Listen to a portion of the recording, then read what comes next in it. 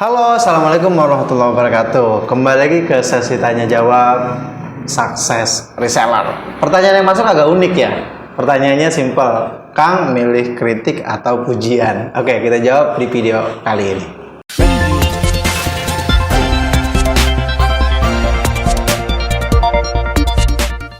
Kritik dan pujian, dua hal yang sangat bertolak belakang. Pujian biasanya disukai, kritik biasanya tidak disukai. Ini secara umum, oke? Tapi pertanyaannya, saya lebih milih mana? Dikritik atau dipuji? Jujur teman-teman, kalau saya ngomongin tentang hati yang terdalam, pasti saya memilihnya pujian. Itu nggak bisa saya nafikan bahwa ya saya suka dengan dipuji. Hanya saja saya tahu dalam agama saya terutama ya, kalau kita dipuji, maka hati-hati. Bisa jadi yang muji itu menjilat. Menjilat tuh pengen jabatan atau semacamnya. Atau pujian itu ya akan menjatuhkan kita.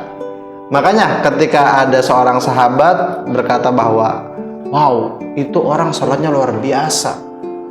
Wow, orang itu keren banget sholatnya. Terus Rasul bilang bahwa kalau Anda mengucapkannya langsung di hadapan mukanya, maka Anda telah menjatuhkan dia sedalam-dalamnya. Artinya apa? Pujian yang langsung diutarakan kepada orangnya bisa menjatuhkan orang tersebut. Makanya hati-hati banget nih saya pribadi dengan pujian. Karena ada pujian ataupun nggak ada pujian, harusnya saya tetap berkarya gitulah. Harusnya saya tetap tampil baik dan lebih baik dan selalu menjadi berusaha lebih baik. Seperti itu. Lalu apakah saya suka kritik? Ya, jawabannya jujur. Secara pribadi saya agak sedikit agak takut dikritik gitu. Hanya saja gini, saya tahu bahwa kritikan itu baik, terutama kritikan yang membangun. Karena ada orang yang mengkritik bukan mengkritik tapi menjatuhkan. Contohnya apa? Misalnya Anda ada dalam komunitas.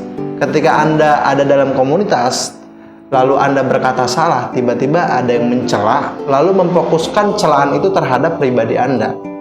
Yaitu bahwa, kamu itu salah, kamu kemarin tuh sering banget salah. Ya akhirnya kan malah kayak menjatuhkan pribadi itu. Padahal kan kritiknya fokus terhadap kesalahan itu. Jadi ada juga memang kritik yang menjatuhkan.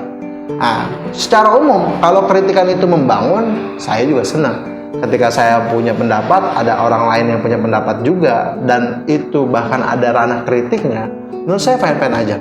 Saya contohkan ya, ada beberapa kritik yang menurut saya sangat membangun.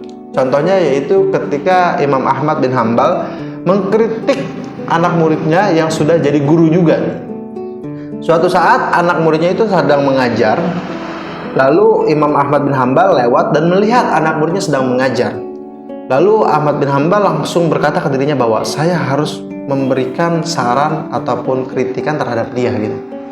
Nah, dia rancanglah kritikan tersebut. Dia datang ke rumah muridnya di malam hari agar tidak ada orang lain yang mendengar. Lalu dia bisikan kepada muridnya, wahai anakku, ya gulam kalau bahasa Arabnya gitu. Tolong nanti ketika Anda mengajar, Anda panas, murid panas. Jangan sampai murid kepanasan kena sinar matahari, sedangkan Anda di bawah pohon. Nah, jadi kritikannya sebenarnya tentang itu. Hanya saja, coba bayangkan seorang tokoh besar, yaitu Ahmad bin Hambal di Baghdad saat itu ya. Orang nggak ada yang nggak kenal dia. Semua kenal dia. Mengkritik anak muridnya demi menjaga nama baik anak muridnya, dia mengkritiknya lewat belakang. Bahkan di malam hari ketika orang tidak ada yang mendengar.